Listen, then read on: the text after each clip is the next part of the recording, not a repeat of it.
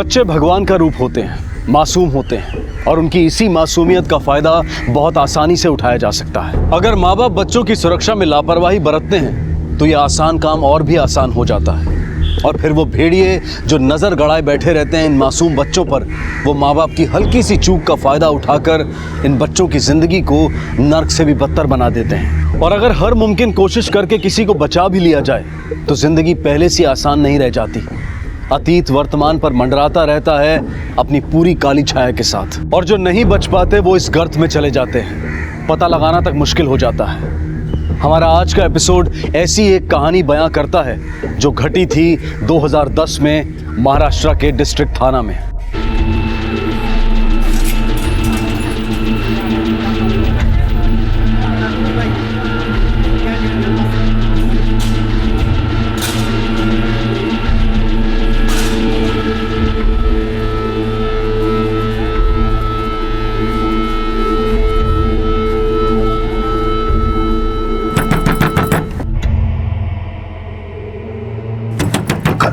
आ रहा हूँ भाई, आ रहा हूँ।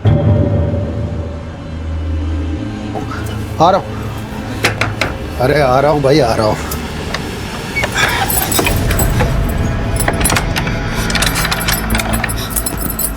कुछ तो गड़बड़ किया है ना तू?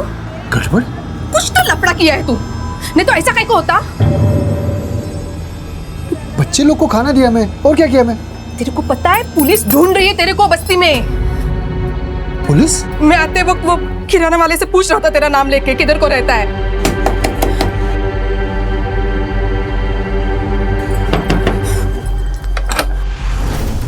शंकर पवार तुम हो? हो सर। तुमको मेरे साथ पुलिस स्टेशन चलना पड़ेगा अभी इसी वक्त। चलिए। देख, हम लोग जाके जल्दी आते हैं। हाँ, तब तक यही रहने का, कहीं नहीं जाने का। हाँ, जल्दी आते हैं। रेखा ते बच्चों का ख्याल रखना। हाँ, आम्ही आलोच। हाँ, तुम्ही काळजी करू नका, मी आहे।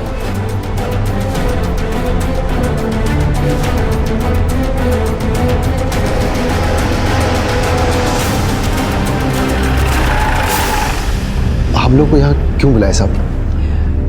6 साल पहले आपका बेटा गुम हुआ था ना?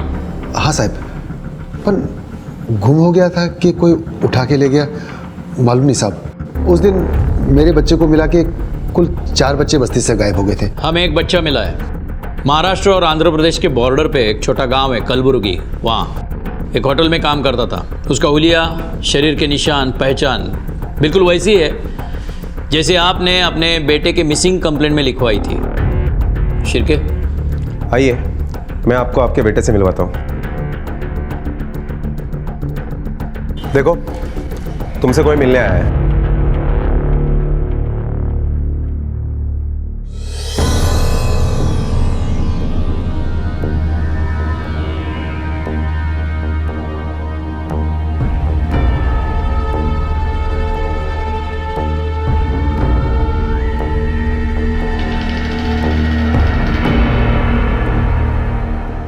आपने लिखवाया था ना कि आपके बच्चे के कान के पीछे एक बर्थ मार्क है, जाकर देखिए।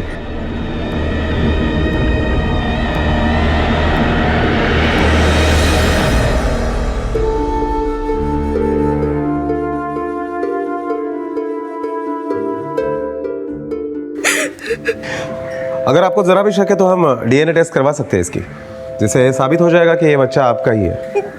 नहीं साहब, मेरे को कुछ साबित नहीं करना है, ये मेरा राजू ही है। ठीक है, तो आपको कुछ पेपर साइन करने पड़ेंगे, उसके बाद आप अपने बेटे को घर पर लेकर जा सकते हो। एक मिनट साहब, आशा एक मिनट।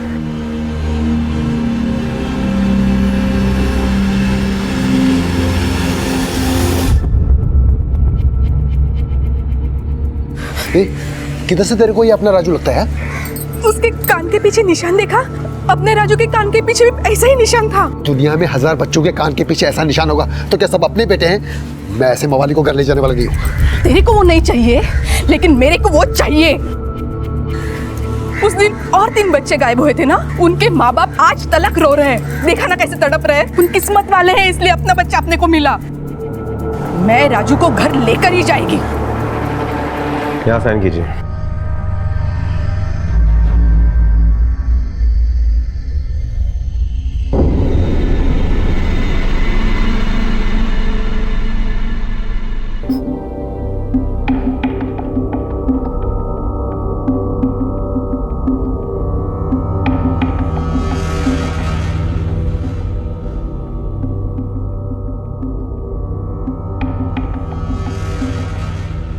सर, 6 साल पहले एक ही बस्ती के 4 बच्चे गायब होते और जिसमें से एक बच्चा राजेश हमें मिल जाता है, बाकी 3 बच्चे अब तक नहीं मिले। सर, मुझे नहीं लगता कि ये कोई किडनैपिंग की केस है, क्योंकि अब तक फिरौती की कोई मांग की नहीं गई है। शिरके, हम इस केस की फाइल को वापस खोलेंगे। राजेश एक जैकपॉट की तरह हमारे हाथ लगा है। ये एक ऐसी कड़ी है जो दूसरी कड़ियों का पता बता देगी। बाकी बच्चों के माँ बाप को भी बुलाओ और इस केस के सारे डिटेल्स रेडी करो। Okay sir.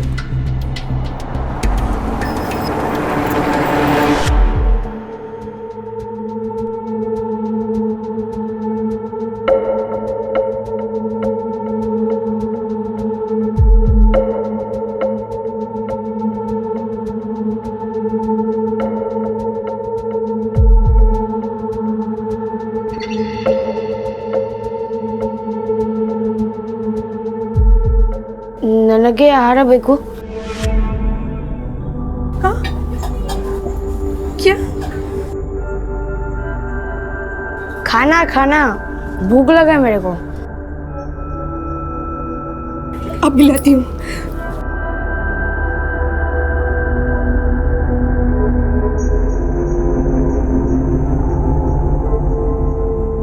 बाबा, ये कौन है? ये तुम्हारा बड़ा भाई है, आज से हमारे साथ ही रहेगा.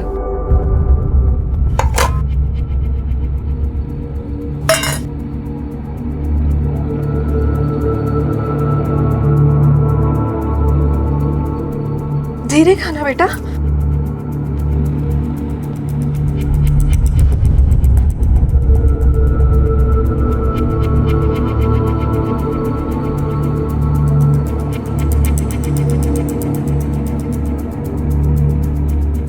पानी ले.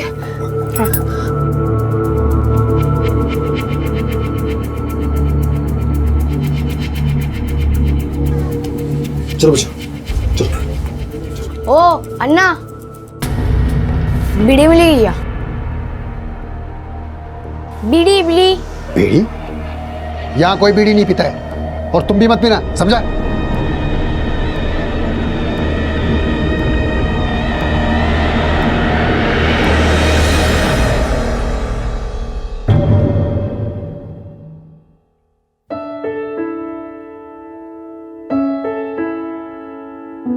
शंकर भाऊ, ये तो बहुत अच्छा हुआ कि आपका बेटा राजेश मिल गया।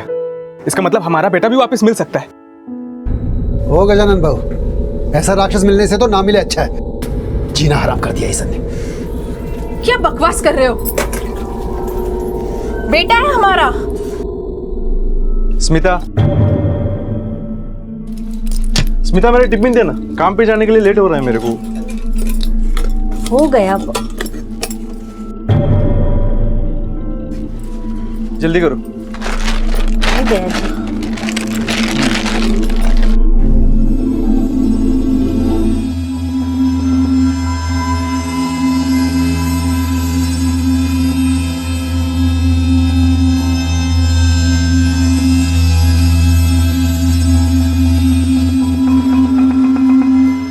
साहब, हम दोनों के बेटे भी शंकर के बेटे के साथ ही गायब हुए थे. साहब, वो राजेश आपको मिला है तो हमने सोचा कि हमारा बेटा भी. हम पूरी कोशिश करेंगे कि आपके बेटे भी मिल जाए, लेकिन इसके लिए हमें आप लोगों के मदद की ज़रूरत है. सब हम वो सब करेंगे जो आप बोलेंगे, बस हमारे बच्चों को ढूंढ कर लाओ साहब. ठीक तरह से याद करके बताओ, उस दिन क्या हुआ था जिस दिन आपके बच्चे गायब हो गए थे? साहब, उस दिन मैं काम से वापस आ रहा था और बाबा बाबा, आइसक्रीम खाने के लिए 40 रुपया दो ना.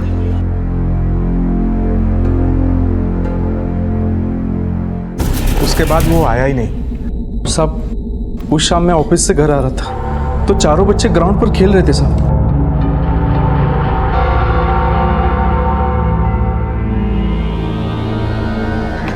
नितिन बेटा, खेल बंद करो, घर चलो। पता है कितने बजे है? शाम के 6 बजे। चलो घर। बाबा अभी नहीं, खेलने के बाद हम आइसक्रीम खाने जाएंगे। अरमान की बारी आइसक्रीम खिलाने की, उसके बाद मैं घर आता हूँ। साहब, आप जैसे राजेश को ढूंढ कर लाए साहब, हमारे बच्चों को भी ढूंढ कर लाओ ना साहब। साहिब, मैं आपके हाथ जोड़ती हूँ, हमारे बच्चों को ढूंढ दीजिए ना साहिब। हम पूरी कोशिश करेंगे, आप लोग घबराइए मत। अगर किसी मदद की ज़रूरत पड़े तो आपको वापस बुला लेंगे। अभी आप जा सकते हैं। शिरके, राजेश से हमें यह पता चल सकता है कि इन बच्चों के साथ क्या हुआ था गायब होने से लेकर अब तक, लेकिन उसके लिए हमें सब्र करना पड़ेगा क्योंकि राजेश की हालत ठीक होने में थोड़ा वक्त लगेगा। तब तक तुम चाइल्ड वेलफेयर और चाइल्ड साइकोलॉजी स्पेशलिस्ट को कांटेक्ट करो, क्योंकि 2-3 दिन में हम राजेश से पूछताछ शुरू करेंगे और राजेश के घर जाके उसके हालत का जायजा ले लो। Okay sir. साहब, ये देखो साहब क्या किया उस राक्षस ने। मेरे को और मेरे बेटे दोनों को मारा साहब। कल को किसी का खून करेगा देखना। मैं उस जानवर को पुलिस चौकी लेके आने वाला था पर भाग गया साहब। भाग गया? कहाँ भाग गया? पता नहीं साहब, लेकिन देखो साहब मेरे बेटे को क्या हाल कर दिया। इसको भी बहुत मारा साहब। वो राक्षस है साहब, वो राक्षस है साहब। सुनिए, किसी लड़कों को यहाँ से भागते हुए देखा? नहीं। विनोद, देखा मैं क्या बाजूला बघा, सुन का मैंने माझ्यावर चला। मैडम, यहाँ से छोटे बच्चे को भागते हुए देखा आपने? नहीं? सुनिए, किसी लड़के को यहाँ से भागते हुए देखा है? हाँ शिरके, बोलो। सर, उस लड़के के बारे में अब तक कुछ इन्फॉर्मेशन नहीं मिली। उस बच्चे को बीड़ी पीने की आदत है, पान टपरी के आसपास ढूंढो, शायद वहीं मिलेगा। Okay sir. रिका में सर। पान टपरी के आसपास ढूंढो उस लड़के को। Okay sir. काका, यहाँ से किसी बच्चे को भाग के जाते हुए देखा? सर, मैंने यहाँ के बीड़ी डिस्ट्रीब्यूटर से पता किया है। ये वही बीड़ी फैक्ट्री का मालिक है जो गुंटूर आंध्र प्रदेश में है और ये उन बच्चों से काम करवाता था। सर, राजेश ने कहा कि जब वो वहां से भागा था, पता नहीं आज 6 साल बाद अविनाश और नितिन कैसे दिखते होंगे। शिरके, तुम गुंटूर पुलिस हेडक्वार्टर से कांटेक्ट करो और आज ही वहां जाने के लिए निकलो। Okay sir.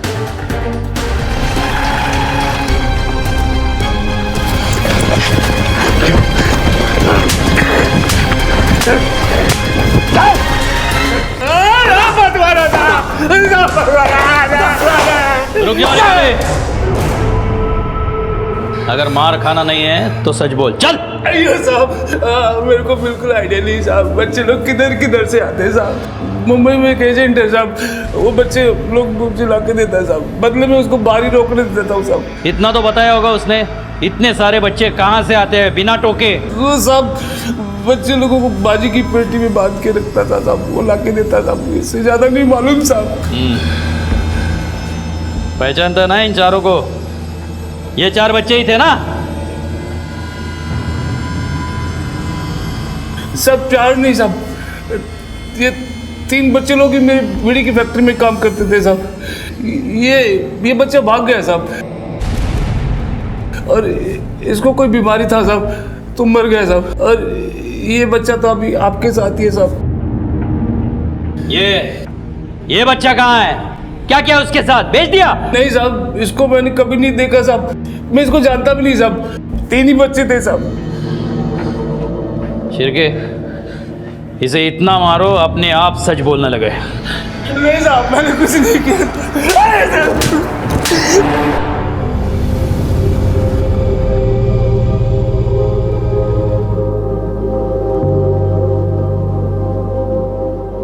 जाओ बेटा, ये तुम्हारे माँ बाप है।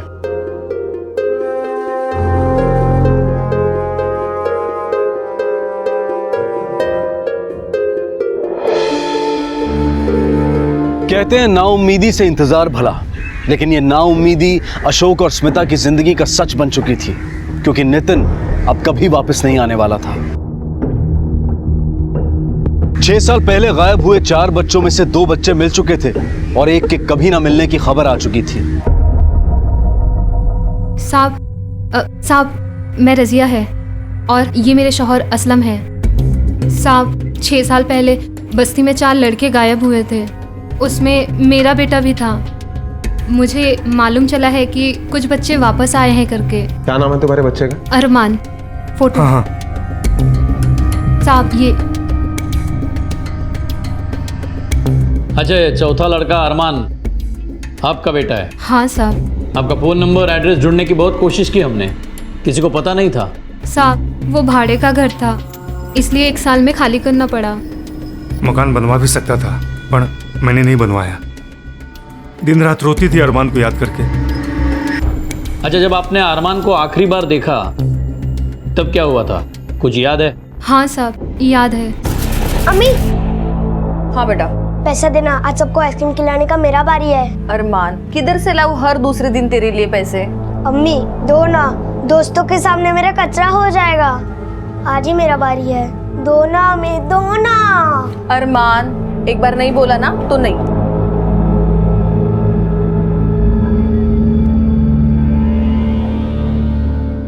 साहब जिस दिन वो गया है उस दिन से वापस लौटा ही नहीं। मैं यहाँ रोज उसका इंतजार कर रही हूँ। बाकी के बच्चे जैसे आ गए वैसे मेरा अरमान वापस आएगा ना साहब? बिल्कुल आएगा, और ये राजेश और अविनाश हमें अरमान तक पहुंचने में मदद करेंगे। अब चिंता मत करो, हम पूरी कोशिश करेंगे कि अरमान वापस आए। साहब मेरा अरमान वापस दो। एक माँ की सच्ची दुआ लगेगी आपको साहब। राजेश, अविनाश, बेटा ठीक तरह से याद करके बोलना, जब तुम लोगों को टेम्पो से गोडाउन लेके गए थे तब तुम 3 थे ना? हाँ, वहाँ पे मैं, राजेश और नितिन ही थे। मतलब अरमान तुम्हारे साथ गोडाउन में नहीं था, और जब तुम आइसक्रीम खाने गए थे तभी तुम 3 ही थे। आइसक्रीम खाने के टाइम पे तो था। और वो गोडाउन, बीड़ी फैक्ट्री का मालिक बोल रहा था वो वाशी में कहीं है, उसका कुछ याद है?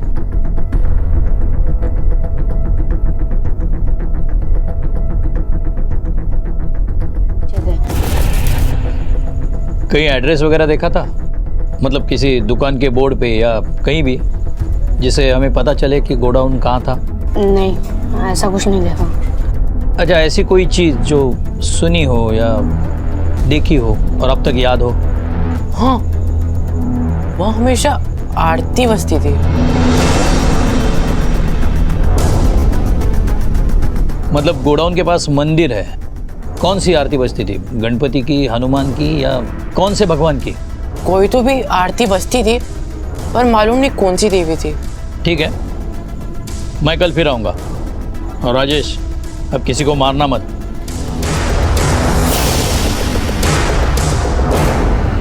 शिरके, पता करो वाशी के आसपास ऐसे कितने सब्जी के गोडाउन हैं जिनके पास देवी का मंदिर है। मुझे कल तक डिटेल्स चाहिए। Okay sir. सर, जैसा राजेश ने बताया, वाशी में एक सब्जी मार्केट है जिसके पास मंदिर भी है। हाँ, उसके डिटेल्स हमें जल्दी पता चलेंगे। Okay sir. सर, हमारे खबरी ने वाशी के एक गोडाउन की हिस्ट्री निकाली है जिसके पास देवी का मंदिर भी है। सर, इस गोडाउन में कबूतरबाजी से लेकर ह्यूमन ट्रैफिकिंग, खरीद फरोख्त के मामले भी सामने आए। उस गोडाउन पे रेड मारने की तैयारी करो, हम आज ही एक्शन लेंगे। Okay sir.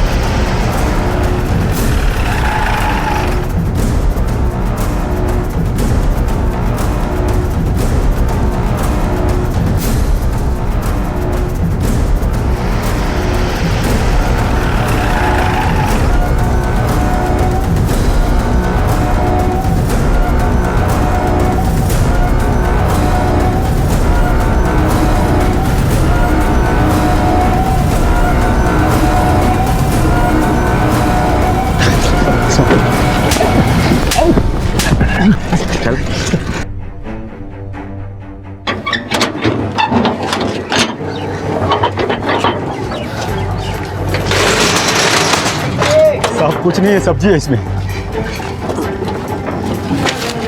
सर ये तो सब्जी के बॉक्स है। ठीक तरह से चेक करो। सर इसमें तो बच्चा है। क्या? हाँ सर। और भी बॉक्स चेक करो। सर इसमें भी है। सब्जी के बॉक्स है।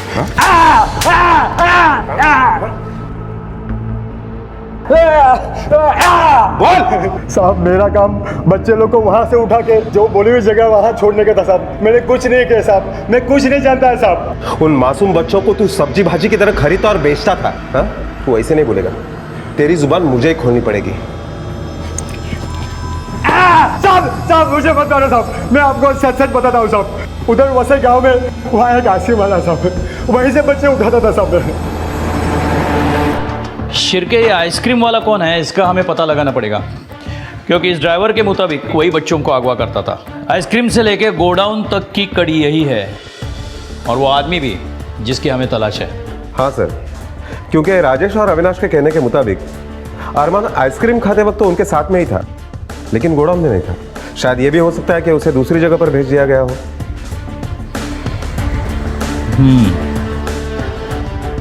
हमें बच्चों से पूछताछ करनी पड़ेगी। अरमान के बारे में पुलिस के हाथ अब तक कोई सुराग नहीं लगा था। पुलिस की तहकीकात कुछ अंत से शुरुआत की तरफ आती जा रही थी। पहले बीड़ी फैक्ट्री से सब्जी गोडाउन, और अब सब्जी गोडाउन से आइसक्रीम वाला, जो शायद इस केस में सबसे अहम भूमिका निभा रहा था। वो आइसक्रीम वाला एक जमाने से बच्चों को आइसक्रीम खिला रहा था, पर आखिर ये आइसक्रीम वाला था कौन? क्या वो ही इस जुर्म की हकीकत बयां करने वाला था, या फिर सच और अपराधी कोई और ही था? राजेश बेटा, आइसक्रीम खाने के पहले क्या हुआ था, याद है तुम्हें? अम्मी से पैसे लाया, अम्मी ने नहीं दिए। रुक, मैं अपने पापा से लेके आता हूँ। बाबा आइसक्रीम खाने के लिए 40 रुपया दो ना।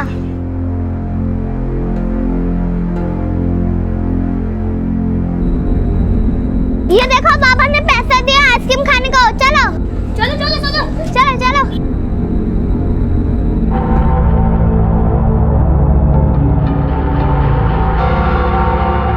ये लो बच्चा लो। नहीं बच्चा, पैसा रख लो, पैसा तुम लोग का आ चुका है। आ चुका मतलब? कौन दिया? मैं नहीं खाऊंगा आइसक्रीम। काहे को नहीं खाना है तुझे आइसक्रीम? अपने को आइसक्रीम खाने का मतलब ना फोकट का मिल रहा है, लेना चुपचाप। बच्चा लोग रास्ते में खड़ा होकर क्यों खा रहा है आइसक्रीम? देखो वो टेम्पो खड़ा है, आराम से बैठकर खाओ। चलो ले। मुझे चक्कर आ रहा है। मुझे भी आ रहा है। मुझे भी आ रहा है।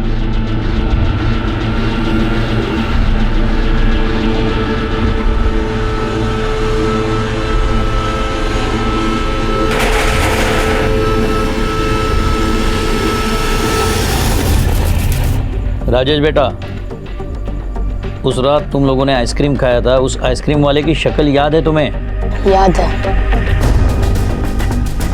6 साल पहले देखा था तुमने, फिर भी अगर किसी ने पूछा तो ठीक तरह से बता पाओगे? वैसे याद नहीं भी होता, पर बाद में मैंने सोचा कि जिसके वजह से हमारी इतनी तबीयत खराब हुई उसको कैसे भूल सकता है मैं। जहाँ भी दिखेगा ना वो मस्त खर्चा पानी देगा मैं उसको। शिरके, स्केच आर्टिस्ट को बुलाना।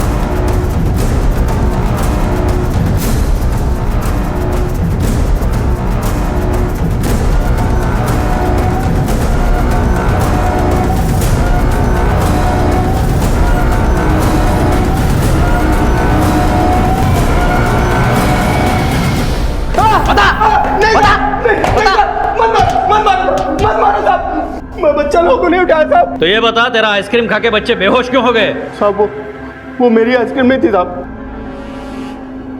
मतलब? वैसे तो बच्चे लोग रोज आइसक्रीम खाने के लिए पैसे लाते थे साहब, पर उस दिन एक आदमी ने मेरे को 100 का नोट दिया साहब और 4 आइसक्रीम भी दिया उन 4 बच्चे लोगों को देने के लिए साहब। कौन था वो? शक्ल नहीं पहचानता साहब। 100 का नोट दिया साहब। मैंने सोचा बच्चा लोगों का बाप होगा साहब। तूने सोचा? हाँ? सोचा? मैंने उठाया साहब, मैंने उठाया साहब। आपने कभी अपने बच्चों को आइसक्रीम खिलाने के लिए आइसक्रीम वाले को 100 रुपये दिए थे? साहब मैं समझा नहीं। बच्चों के हाथ में पैसे देने के बजाय क्या तुम्हें सीधे आइसक्रीम वाले को पैसे दिए थे? नहीं साहब, मैंने तो हमेशा नितिन को पैसे दिए जब भी उसने मांगे। तो फिर आपके बीवी ने दिए होंगे? वो नहीं देगी साहब। वो तो अरमान को आइसक्रीम खाने से रुकती थी, कहती थी दांत खराब हो जाएगा, पेट खराब हो जाएंगे। सब वो तो मैं ही था कि मैंने कहा कि बच्चे हैं खाने दो। शिरके, ये बाप वाले एंगल से भी कुछ नहीं मिला। किसी ने पैसे नहीं दिए, कुछ गड़बड़ है। सर मुझे लगता है ये आइसक्रीम वाला झूठ बोल रहा है, क्योंकि ऐसा सेम केस नासिक में भी हुआ। 6 बच्चे आइसक्रीम खाने गए और जिसमें से एक भी बच्चा वापस घर नहीं लौटा। नासिक पुलिस के पास उस सस्पेक्ट का स्केच भी है। अगर वो और ये एक ही आदमी निकला तो ये कंफर्म हो जाएगा कि आइसक्रीम वाला बाप वाली बात झूठ बोल रहा है। शिरके, नासिक पुलिस से सब इंफॉर्मेशन स्केच मंगवा लो और आते ही विजुअलाइजेशन आर्टिस्ट को भी बुलाना। Okay sir. अरमान का अभी तक कुछ पता नहीं चल पाया था। एक बात जरूर पुलिस के काम की थी, ऐसा ये केस नासिक में भी हुआ था और उसके संदिग्ध का चेहरा नासिक पुलिस के पास था। दूसरी तरफ पुलिस के हाथ एक अलग ही पहलू लगा था, जिसके मुताबिक इन बच्चों के पिता में से किसी एक पर पुलिस का शक गहरा हो सकता था। आप राजेश के क्या लगते हैं? मैं उसका मामा लगता हूँ साहब। बहुत दिनों से आपको एक बात बताना चाहता था, लेकिन बहन का घर टूटेगा इसलिए चुपचाप था। लेकिन आप इतनी कोशिश कर रहे देख के मुझे लगता है कि आपको बात बतानी चाहिए। बोलो, क्या बताना चाहते हो?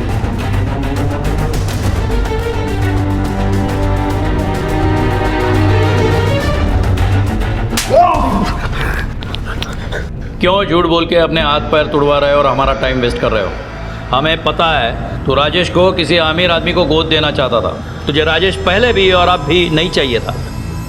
अब साहब बता दे, राजेश का पीछा छुड़वाने के चक्कर में तूने अरमान के साथ क्या किया? कैसे कोई बाप अपने बेटे के लिए ऐसा सोचेगा?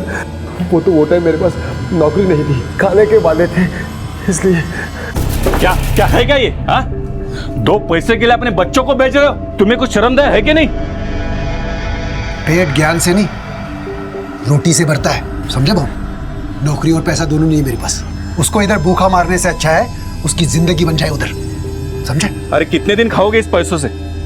मैं तुम्हें पैसे देता हूँ घर चलाने के लिए। तुम पहला काम ये करो कि तुम एक नौकरी ढूंढ लो और ये फालतू के धंधे बंद करो, समझे? कुछ साहब मजबूरी सब कराती है। कैसे अपने बेटे को भूखा रोता देखता।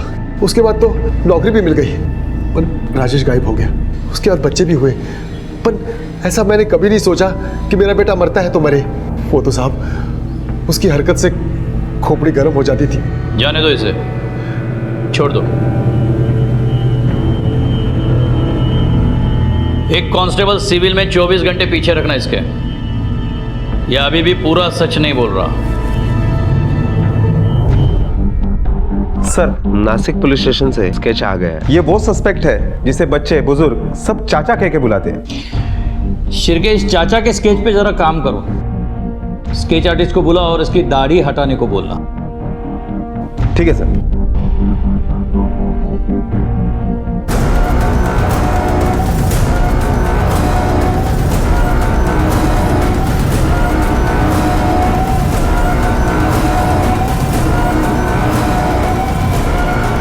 ये हमारे सामने घूमता रहा और हम इस तक पहुंचे नहीं। खैर, देर आए दुरुस्त आए। शिरके, नासिक पुलिस को कांटेक्ट करो और कहो उनका चाचा हमारा भी मेहमान है और हिफाजत से है। ठीक है सर।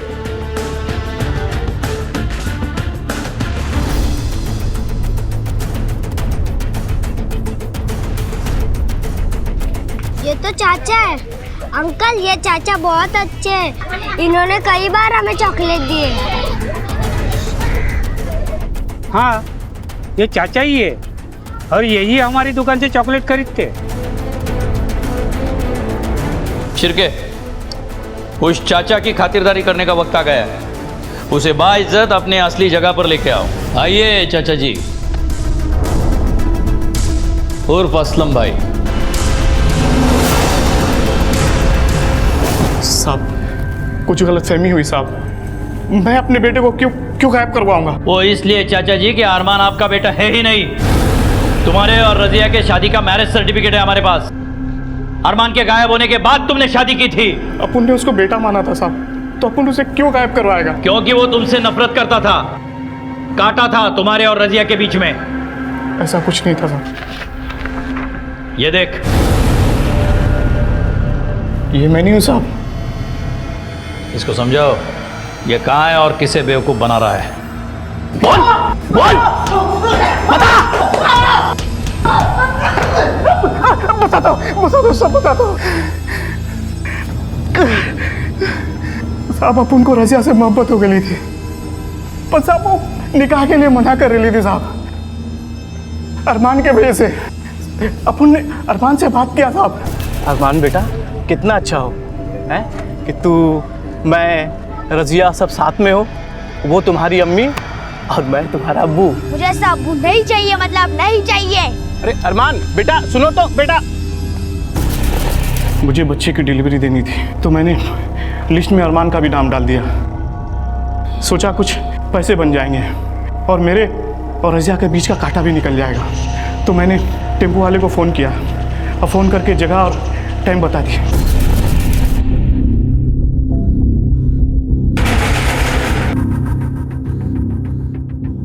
जिनको बच्चे भेजना था उसका मेरे को फ़ोन आया, बोला अरमान उन बच्चों में नहीं है। बोला होश में आ गया था और वासी में टेम्पो से कूदकर भाग गया। पर साहब मेरे को यकीन था कि वो भागकर अपने घर ही आएगा।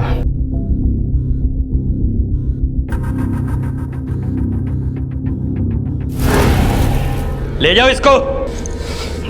चल चल।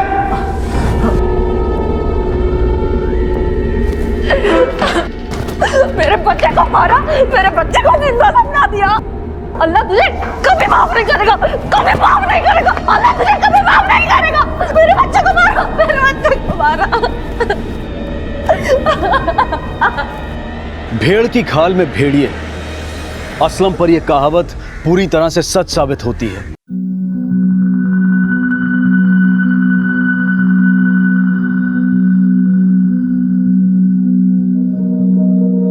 अरे ताई, श्रेया कुठे? अरे लगता है वो अंदर तैयार हो रही होगी, और जब तक मैं उसे बाहर नहीं लाऊंगी ना, लगता है वो आएगी ही नहीं। प्रभा ने पार्टी इतनी झकास दी है कि कोई कमी ही नहीं छोड़ी। अब कैसे नहीं देती, मेरी श्रेया की पार्टी है भाई, और इतनी मेहनत उसी के लिए तो करती हूँ मैं। बिल्कुल सही कहा भाई, बच्चों के लिए तो कितना भी करो कम है, और तुम तो 2 नौकरियां करती हो। मेरा तो एक रिक्शा चलाने में टायर पंचर हो जाता है। अब जल्दी बुलाओ श्रेया को, वरना बच्चे लोग कंट्रोल नहीं कर पाएंगे। हाँ अभी बुलाती हूँ। श्रेया, श्रेया उठे गेली? अरे अभी तक तैयार नहीं हुई ये लड़की। श्रेया, अरे ये लाइट को क्या हो गया? अरे आप लोग सब घबराओ मत, मैं मोमबत्ती जला रही हूँ। क्या हो रहा है? कैसी आवाजें आ रही हैं?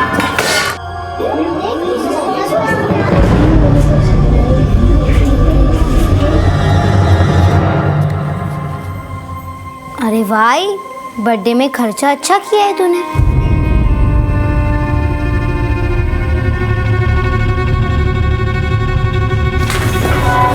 दिन रात मेहनत करती हूँ, एक एक पैसा कमाने में पसीने निकल जाते हैं मेरे, फिर भी इतनी मुश्किल से इतना महंगा केक लाई थी तेरे लिए। लेकिन तुझे तो ये सब दिखाई नहीं देता ना। कम से कम ये तो सोच लेती श्रेया कि सारे मोहल्ले के लोग यहाँ खड़े थे। मोहल्ले वाले को इधर उधर खड़े रहने के अलावा कोई काम नहीं है, और ये सब करके तो मेरे लिए बुरी ही रहेगी। अरे विनोद ने मुझे बताया यहाँ क्या हुआ, मैं फौरन आ गया। विनोद ने बताया तेरे को, या तेरे पास जिगर नहीं है ये बोलने के लिए कि तू भी इसमें इसके साथ था? लाइट तो तूने ही काटी होगी ना। मैं कुछ बोलता नहीं हूँ करके तू मुझे हर मामले में घसीट लेगी? क्या मिलता है तेरे को ये सब करके? और वैसे भी हम दोनों का तलाक तो हो चुका है ना। तेरे से पीछा छूटता तो तलाक होता ना। अरे ऐसे तलाक का फायदा ही क्या, जो तू गले में घंटी की तरह लटका है मेरे। अब मैं बीमार हूँ तो क्या करूँ? अरे छोड़ बाबा, किसके सामने बात कर रहा है? बाबा की दवाई जान पे आती है और मोहल्ले के सामने पार्टी देकर दिखावा करना अच्छा लगता है ना। तू गप्पा बस, मदे बोलू न खुश। तुझे नहीं समझेगा श्रेया, ये आदमी किस तरह से झूठ बोलकर मुझसे पैसे ऐंठता है दवाई का बहाना बनाकर। बाबा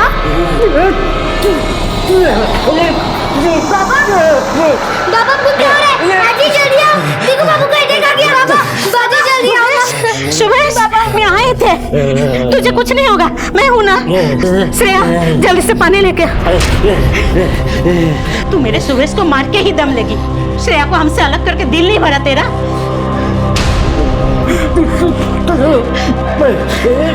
बाबा बाबा को कुछ नहीं होगा, सुबह ठीक हो जाओगे।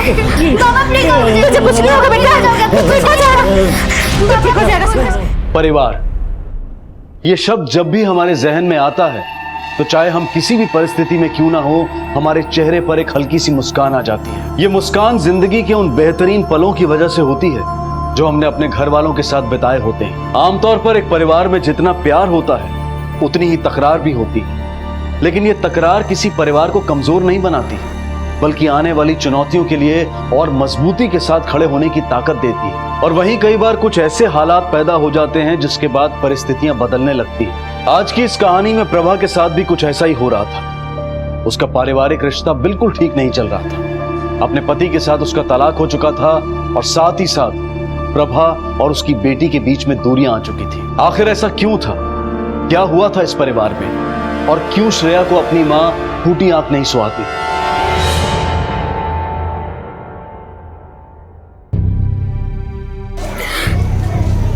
अगर प्रभा, वो बच्ची है, बच्चों से गलतियां होती हैं, उस पर इतनी सोचने की क्या जरूरत है?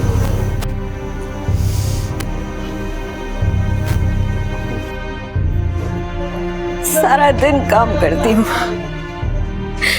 और फिर रात को ये सब। मेरी तो जैसे जिंदगी ही बर्बाद हो गई है। 13 साल हो गए। काश मैंने कभी सुवेश से शादी ही नहीं की होती। जो कुछ सुवेश कर रहा था वो मैं बस श्रेया के लिए ही झेल रही थी। ये क्या है? ये गिर गई थी तो मैंने फेंक दिया। सुवेश, मुझे नहीं लगता कि अब तुम्हें दवाइयों की जरूरत है। तुम्हें भी अब नौकरी ढूंढ लेनी चाहिए। कब तक मैं ऐसे अकेले काम करती रहूंगी? क्यों तू इसे वापस बीमार कर देना चाहती है? अभी अभी तो ठीक होने लगा है बेचारा।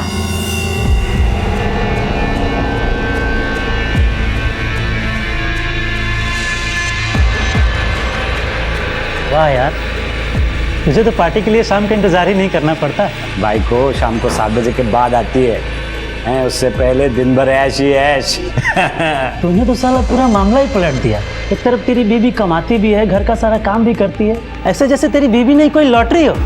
तू साला घर पे ऐश कर रहा है। लोगों को बीमारी दुख देती है, पर मुझे देख, मुझसे ज्यादा सुखी इंसान देखा है कभी इस दुनिया में? है? एक बात बता, तुझे सच में कोई बीमारी है, ऐसा ही हवा बांध रहा है? मैंने अपने बीमारी को ही अपना हथियार बना लिया। 4-5 दौड़ छोड़ दे कि दौड़े पर ना कम ना हो। अब मैं इतना बीमार थोड़ी ना हूँ जितना मेरी बीवी समझती है। यार दारू खत्म हो गई यार। अरे श्रेया बेटा, दूसरी वाली बोतल ले आ। शक तो मेरे को पहले से ही था तेरे पे। अपने दोस्त के गिलास में अपनी बेटी से दारू डलवाते हुए शर्म नहीं आई तेरे को? अरे कम से कम अपनी अय्याशियों के लिए अपनी बेटी का इस्तेमाल करना तो बंद कर। बात को इतना लंबा क्यों खींच रही है? बात लंबी हो या छोटी, अब तो बात कोर्ट में ही निपटेगी।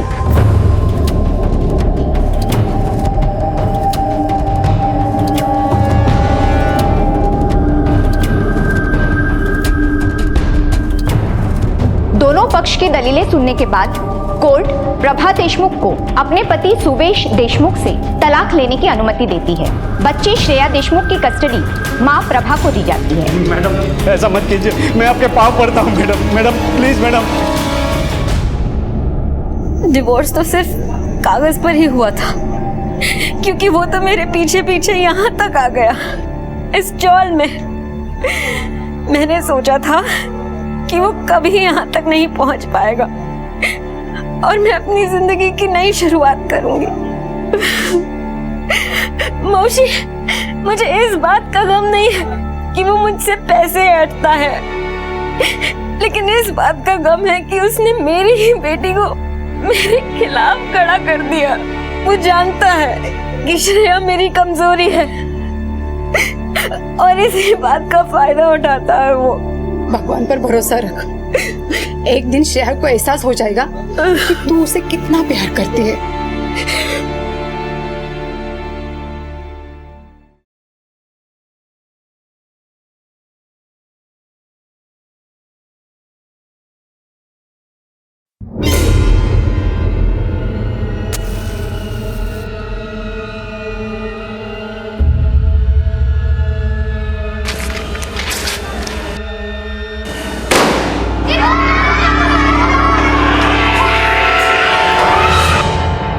ये फ्रूट फेशियल है ना मैम, आपको बिल्कुल गोरा गोरा कर देगा।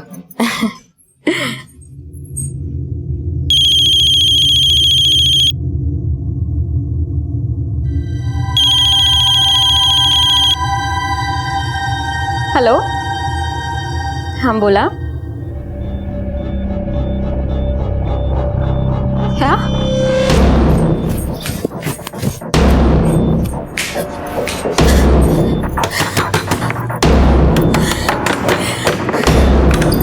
श्रेया कहाँ से जा रही है? श्रेया कुठे आहे तू? श्रेया, श्रेया।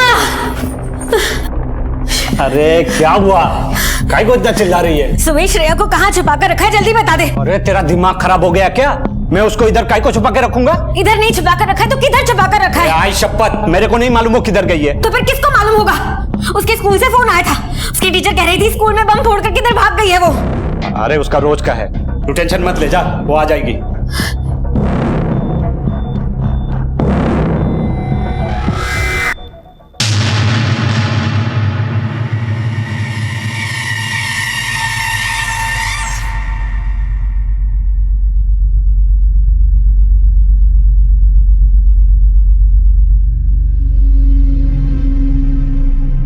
दुर्गा मौसी कहीं नहीं मिल रही है श्रेया।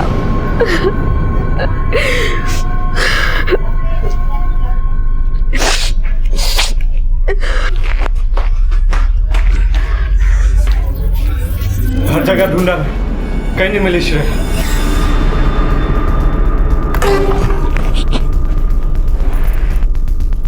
तुम लोग फिर आ गए? साहब मेरी बेटी श्रेया वो मिल नहीं रही है। तुम लोगों का रोज कुछ ना कुछ चलता है ना? साहब ये मेरी सास है, इसी ने मेरे पैसे चुराए हैं। आप एक बार इसके घर में देखिए, मेरी जमा पूंजी यहीं मिलेगी। हाँ हाँ साहब, आप आओ और देख लो पूरा घर। मैंने चोरी नहीं की तो मैं क्यों डरूं? शिंदे बाबू जरा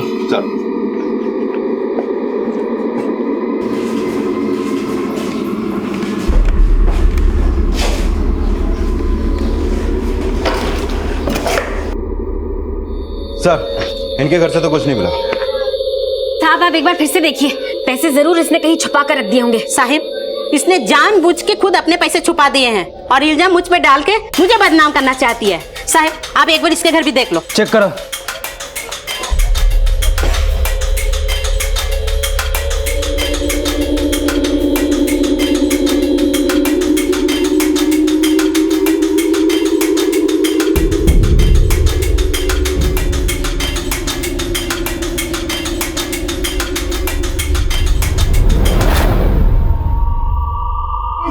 चलिए देखें। ये क्या है? ये पैसे श्रेया के बैग में कैसे आ गए? साहब जरूर इसने ही। हाँ यही सब करने के लिए हम बैठे हुए हैं। तो और क्या करने के लिए बैठे हो? कुछ भी बोलते रहती है। चुप! हे बघा, तुमची नाटकं बघायला माझ्याकडे वेळ नाही, अगली बार ध्यान रहे। मैं मानती हूँ कि हमने आपको अब तक बेवजह तंग किया है, उसके लिए माफी है, लेकिन मेरी बेटी श्रेया वो घर वापस नहीं आई साहब, आप उसे ढूंढो। अगर ये तुम लोगों का कोई नया नाटक हुआ ना, दोनों को उठा के अंदर कर दूंगा। नहीं साहब सच्ची। हम तुम्हारी बच्ची को ढूंढने की शुरुआत करते हैं, कुछ भी पता चलेगा तो इन्फॉर्म करें, और अगर तुम्हारी बेटी खुद से कहीं गई हो और घर वापस आ जाए तो तुम हमें इन्फॉर्म करोगे।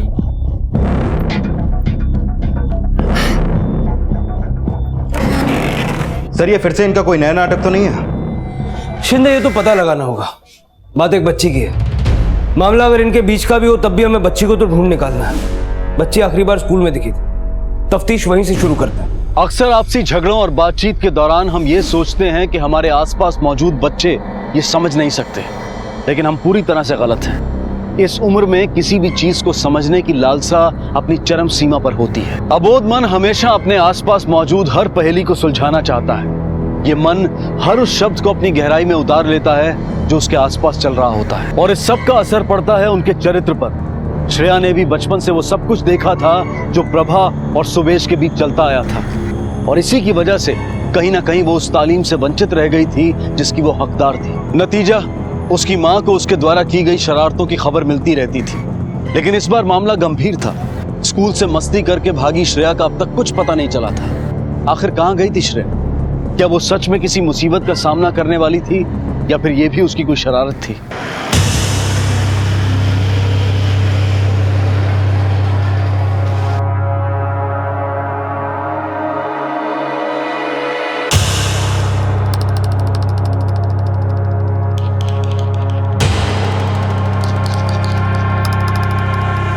सर, इस श्रेया का ट्रैक रिकॉर्ड कुछ खास नहीं है स्कूल में।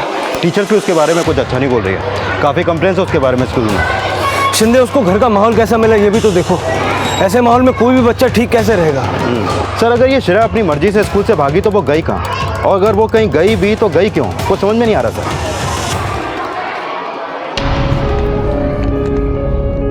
नमस्ते साहब। इस बच्ची को जानते हो? इसी स्कूल में पढ़ती है। साहब जानता हूँ साहब, ये हमेशा मेरे पास से आइसक्रीम लेकर जाती है। बहुत नटखट बच्ची साहब। कल भी इसने यहाँ से आइसक्रीम खरीदी थी। कल तो ये स्कूल खत्म होने से पहले ही निकल गई थी साहब। वहाँ रिक्शा स्टैंड से रिक्शा लिया था उसने।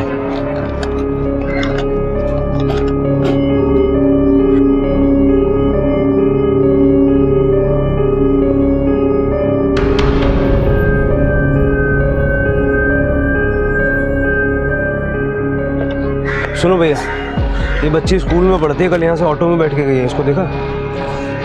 हाँ साहब, ये लड़की मेरे ही रिक्शे में बैठी थी। मैंने ही 7 बंगला बस स्टॉप के पास छोड़ा था, मेट्रो ब्रिज के नीचे।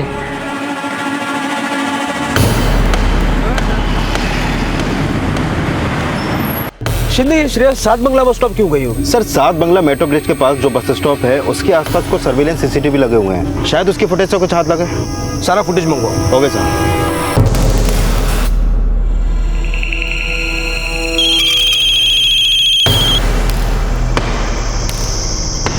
हेलो।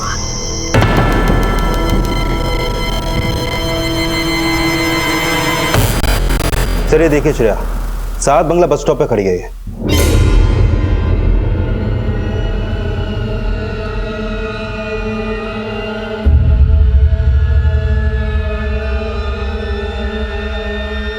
ये श्रेया बस में बैठकर कहाँ गई? सर, ये 210 नंबर की बस है। 7 बंगला बस स्टॉप से लेकर लास्ट स्टॉप तक सिर्फ 4 स्टॉप्स हैं, और आखिरी स्टॉप है वर्सोवा। सर, इतने बड़े एरिया में से ढूंढ पाना मुश्किल होगा। शिंदे, एटलीस्ट ये तो पता चला कि श्रेया वर्सोवा की तरफ गई थी। अब ये पता करना है कि वो वहाँ क्यों गई थी और किससे मिलने गई थी। मात्रे के साथ अपने 2 आदमी और भेजो और उस एरिया में पूछताछ करवाओ। हो सकता है किसी ने बच्ची को देखा हो।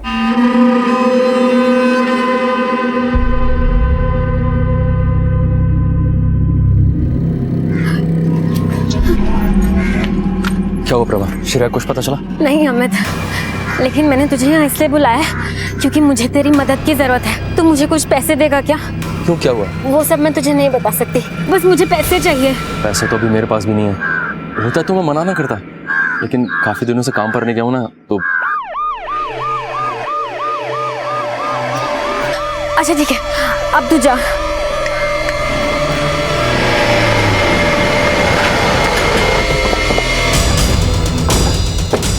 प्रभा, तुमसे कुछ जरूरी बात करनी है।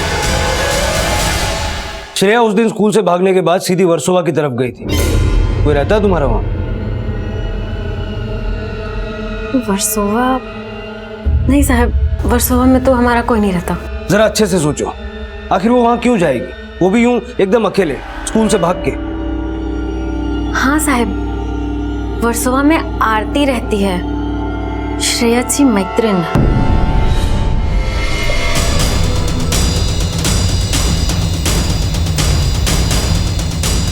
आरती, आपकी फ्रेंड श्रेया आपसे मिलने आई थी?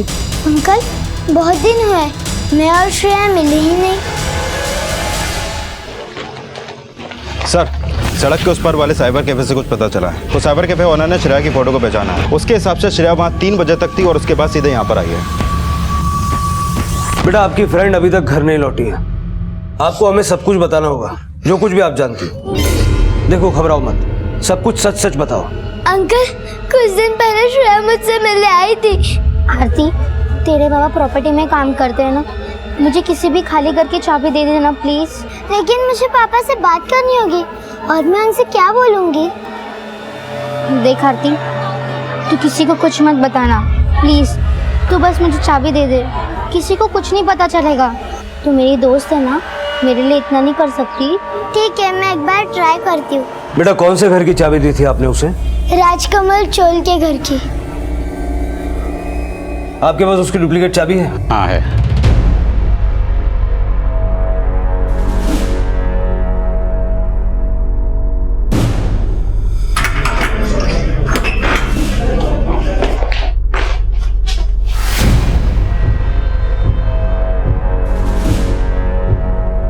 तुम अंदर चेक करो।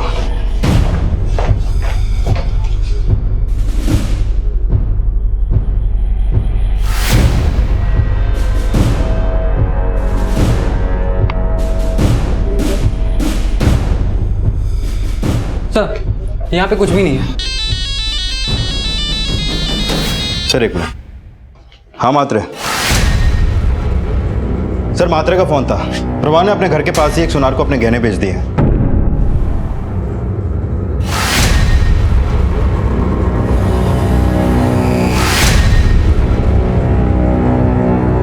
कितने मिले सारे गहनों के प्रभा? गहने? कौन से गहने? मैं तो अपने काम से वापस आ रही हूँ। प्रभा हमारे पास गंवाने के लिए वक्त नहीं है। हम तुम्हारी बेटी को बचाकर उसे वापस लाना चाहते हैं। कहीं श्रेया के लिए कोई धमकी भरा कॉल तो नहीं आया तुम्हें? देखो प्रभा, तुम्हारे लिए ये समझना बेहद जरूरी है कि हम ही हैं जो उसको बचा सकते हैं और वापस ला सकते हैं। 50,000 मांगे साहब। फोन आया था मुझे। किसने मांगे तुमसे पैसे? जानती हो उसे?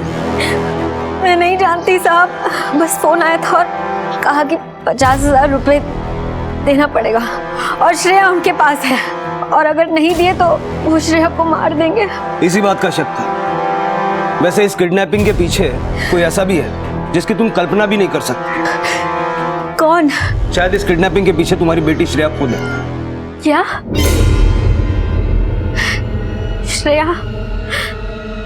श्रेया नहीं किया होगा ये सब।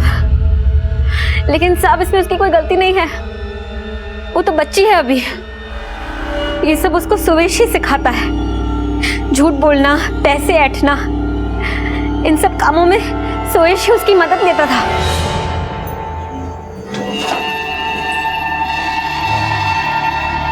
अरे आई, नाश्ता तैयार है? नाश्ता नहीं है, कल की खिचड़ी है, दे दूं? क्या है तू भी? प्रभा के घर से देख क्या मस्त खाने की खुशबू आ रही है।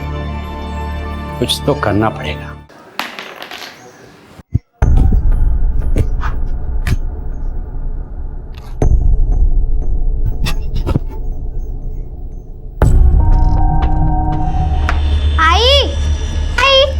आली, अरे तू इसको क्यों लाई यहाँ पर? तू पहले अंदर जा और बाबा के लिए खाना ला। किसके लिए खाना लाऊं? अरे मेरा बस चले तो इसे जहर दे दूं मैं। ठीक है, मत दे। मैं और बाबा कच्चे में से ही खाना खाएंगे। चलो बाबा। रुक, लाती हूँ। बेटा आजिल अपन बुलाओ। वो भी तो हमारे साथ खाना खाएगी ना? हो बाबा। क्या?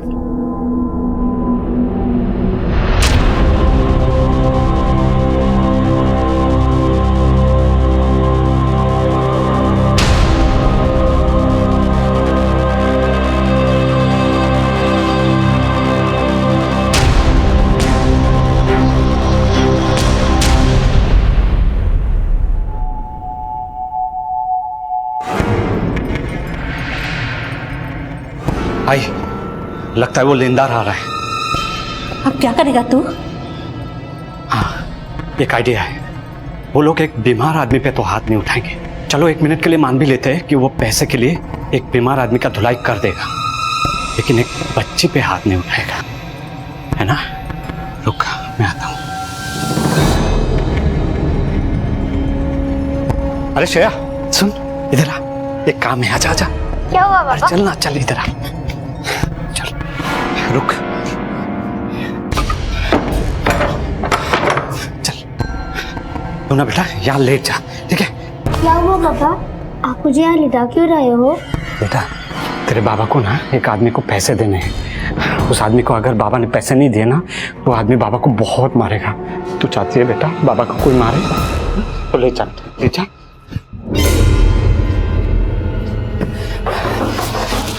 आई तू संभाल पैसा।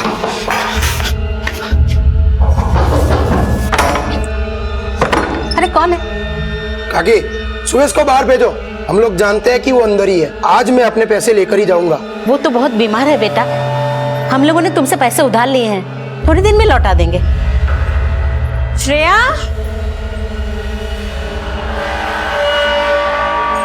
श्रेया, श्रेया, अरे अंदर कहाँ घुसे जा रही है?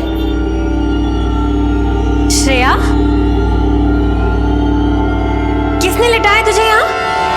सुवेश ना? अरे आप जिसे ढूंढ रहे हो वहां से भाग रहा है। साला चल चल।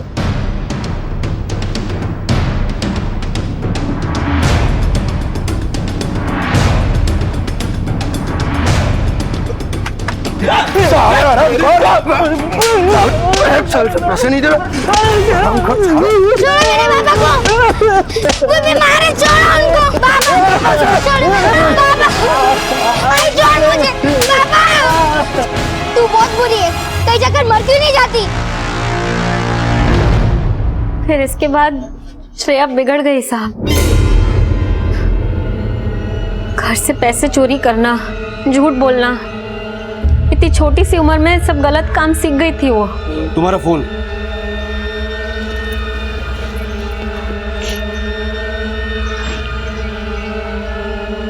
इसमें से कौन सा नंबर था जिससे कॉल आया था?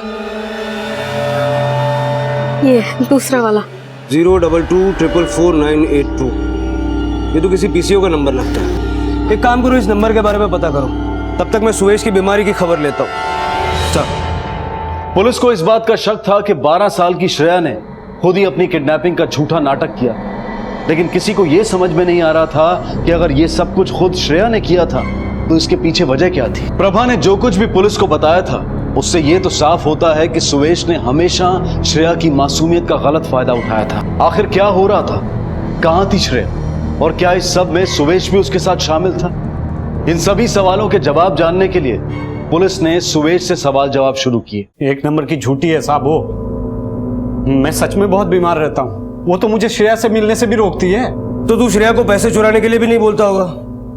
श्रेया के चोरी करने की आदत से मैं इनकार नहीं करता हूँ साहब, लेकिन ये आदत मैंने उसे सिखाई है, ये बिल्कुल गलत बात है। सुवेश तू कहीं से भी दूध का दूल्हा नहीं लगता है। प्रभा भी क्या दूध की धुली हुई है? उसने भी तो मुझे छोड़ दिया अपने यार के लिए। मतलब? उसका चक्कर है साहब। चक्कर? हाँ। किसके साथ? अमित के साथ, वही रिक्शा वाला। मुझे श्रेया ने बताया था देर रात को वो घर आता है।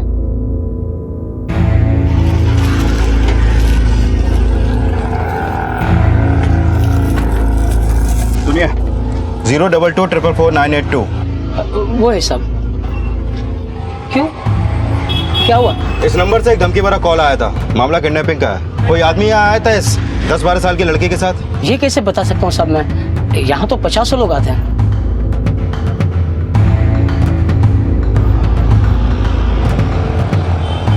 सर यहाँ से तो कुछ भी पता नहीं चला है। हाँ मैंने भी सुवेश से पूछताछ की। श्रेया की माँ प्रभा का एक नया एंगल सामने आया है। शिंदे कहीं कुछ ऐसा तो नहीं जो हमें नजर नहीं आ रहा? सर अब तो ये कहना भी मुश्किल है कि श्रेया ने खुद ही ये सब प्लान किया है या फिर किसी और का भी हाथ है इसमें। एक काम करो, इस अमित के बारे में और पता लगाओ।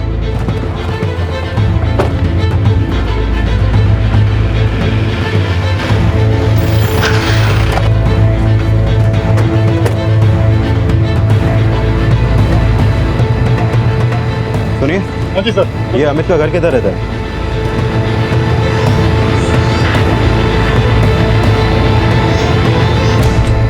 सुनिए, ये अमित का घर कहाँ है? यहाँ से राइट ले। Thank you.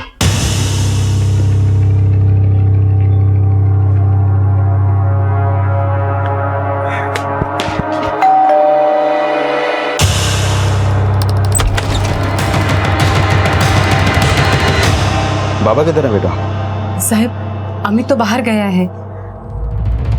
बेटा श्रेया को जानते हो? हाँ सर, मैं श्रेया को जानता हूँ। वो मेरी स्कूल में पढ़ती है और वो मुझे बिल्कुल अच्छी नहीं लगती। क्यों नहीं अच्छी लगती बेटा तुम्हें? ऐसा क्या हुआ? वो मेरे घर पे आके रहने वाली है। तुम्हारे घर में? क्यों बेटा? मेरे बाबा और उसकी आई शादी करने वाले हैं। सर ये प्रभा का अफेयर कहानी में एक नया एंगल जोड़ रहा है। हाँ, इस अफेयर के बारे में सुबेश ने भी बताया था, जो उसे श्रेया से पता चला। अमित के बेटे को भी ये बात मालूम है, बस प्रभा ने ये बात हमसे खुद छुपा के रखी। अमित और प्रभा को लेकर आओ। साहब हम दोनों एक दूसरे को पसंद करते हैं, लेकिन इसका मतलब ये नहीं है कि मैं श्रेया को कुछ कर दूंगी। सबसे ज्यादा प्यार मैं श्रेया से ही करती हूँ। पर श्रेया तो तुमसे नफरत करती थी। तेरे और अमित के चक्कर के बारे में भी उसे पता था। इससे तेरा मोटिव और स्ट्रांग हो जाता है। और तू बिना ब्रेक लगाए सारी कहानी फटाफट बता। पता चला बहुत दिनों से तेरा रिक्शा नहीं निकला है। पैसों की जरूरत तो तुझे भी होगी। साहब मेरा रिक्शा मेरे पास है ही नहीं, बनने को दिया है इसलिए नहीं चलाया। और साहब प्रभा का तलाक हो चुका था और मेरी बीवी को तो मरे काफी टाइम हो गया, इसलिए हम दोनों ने सोचा कि एक दूसरे का सहारा बनते हैं। साहब श्रेया मेरी भी बेटी जैसी है, उसको कुछ करने का तो मैं सोच भी नहीं सकता। मासूमियत घोल के पी गए हो तुम दोनों, लेकिन मैं सब पता करके रहूंगा। और जहां मुझे पता चला कि सबके पीछे तुम दोनों हो, नाक से पानी पिला दूंगा।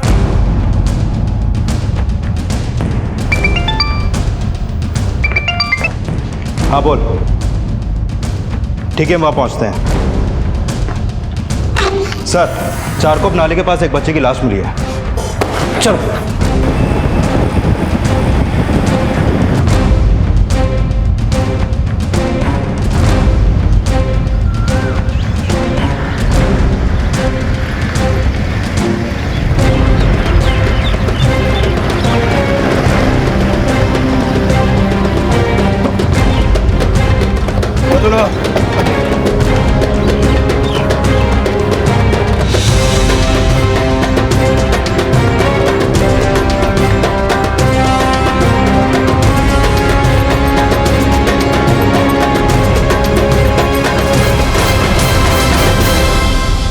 एक 12 साल की बच्ची को बड़ी निर्दयता से मारा गया था। एक किडनैपिंग का केस जो खुद श्रेया ने रचा था, अब उसके मर्डर केस में तब्दील हो चुका था। आखिर कौन था जिसने इस बच्ची की हत्या की थी?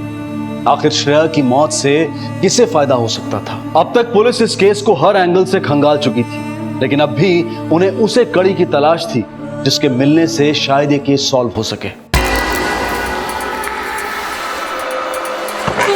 सर पोस्टमार्टम रिपोर्ट के मुताबिक श्रेया की मौत उसके गायब होने के ठीक 48 घंटे बाद हुई थी।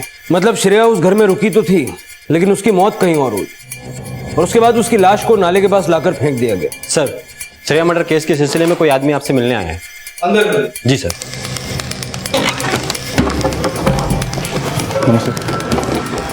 साहब मैं किशोर साहब, कांदीवली में पंचर की दुकान पे काम करता हूँ सर। इस केस से तुम्हारा क्या लेना देना? साहब 5 तारीख को एक आदमी की गाड़ी की पीछे वाली सीट पे मैंने इस बच्ची को देखा सर।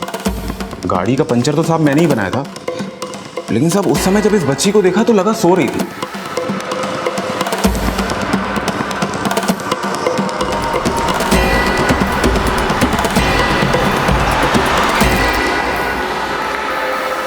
लेकिन साहब अब तो जरूर लगता है कि ये बेहोश थी बच्ची साहब। ड्राइवर का स्केच बनाने में हमारी मदद करो। साहब उसने तो अपना मुंह ढक रखा था साहब, लेकिन आज सुबह पेपर में बच्ची की फोटो देखते ही मैं यहाँ आ गया साहब। गाड़ी नंबर याद है?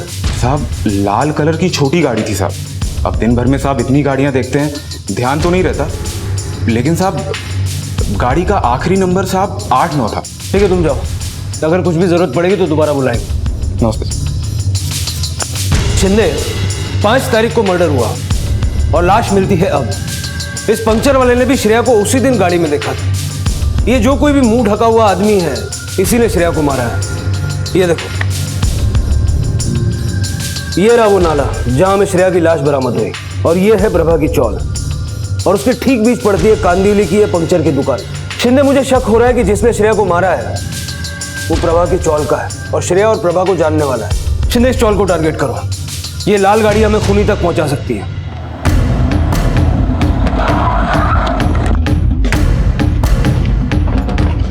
ओके, यहाँ कोई लाल कलर की गाड़ी देखी तुमने जिसका लास्ट नंबर 8-9 है? नहीं।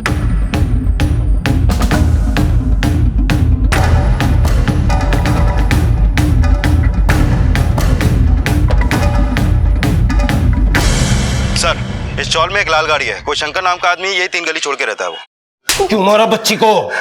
साहब आप लोग क्या बोल रहे हैं? क्यों मार रहे हैं मुझे? मैं क्यों मारूंगा साहब? मैं तो उसे अपनी बेटी की तरह मानता हूँ, मेरे जिगरी दोस्त की बेटी है साहब। जिगरी दोस्त?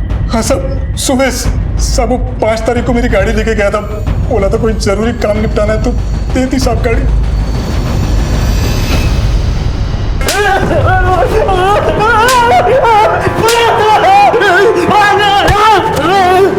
तूने ही मारा है अपनी बेटी को। चल बोल वरना उल्टा लटका के मारूंगा।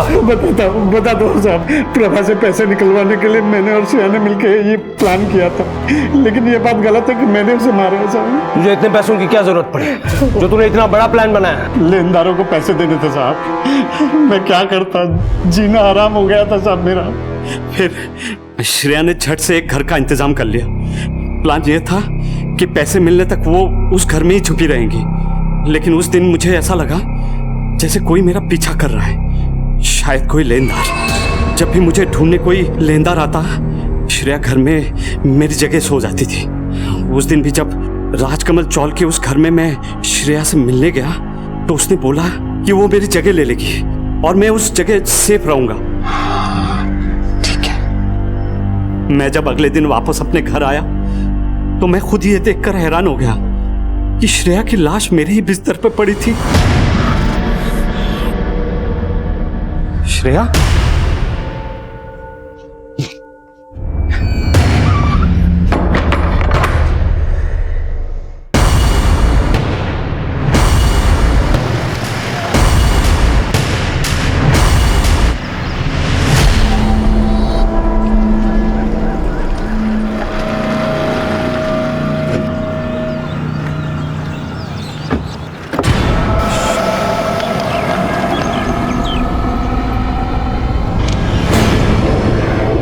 हेलो, पैसे तैयार रख, नहीं तो जानती है ना मैं क्या कर सकता हूँ।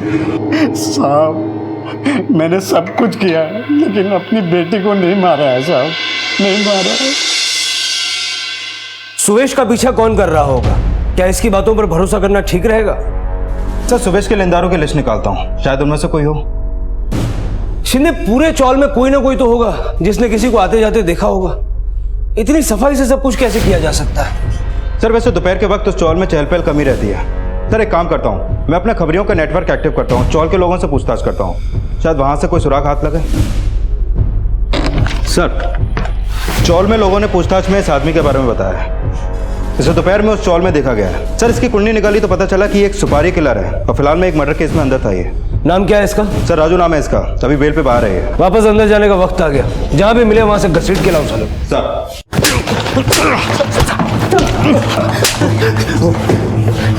सर बोल, मैं ही मारा था छोकरी को, मुझे पैसे मिले थे। किसने दिए थे पैसे? साहब मुझे पैसे वो जिंदगी भर मैं अपने बच्ची के प्यार के लिए तरसती रहूंगी। मुझे कभी अपनी बच्ची का प्यार मिला ही नहीं अमित।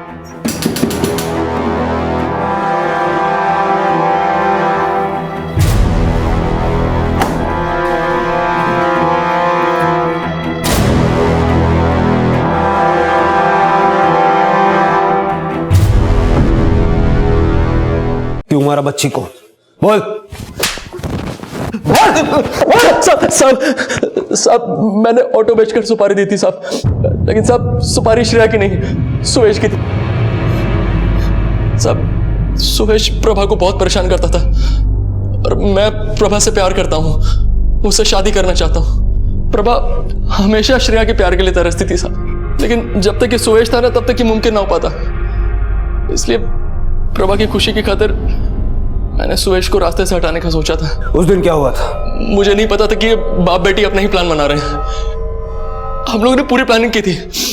मैं वहां घर के बाहर ही खड़ा था, राजू सुवेश को मार देता और सारा किस्सा खत्म। लेकिन साहब उस दिन एक अलग ही किस्से की शुरुआत हो गई।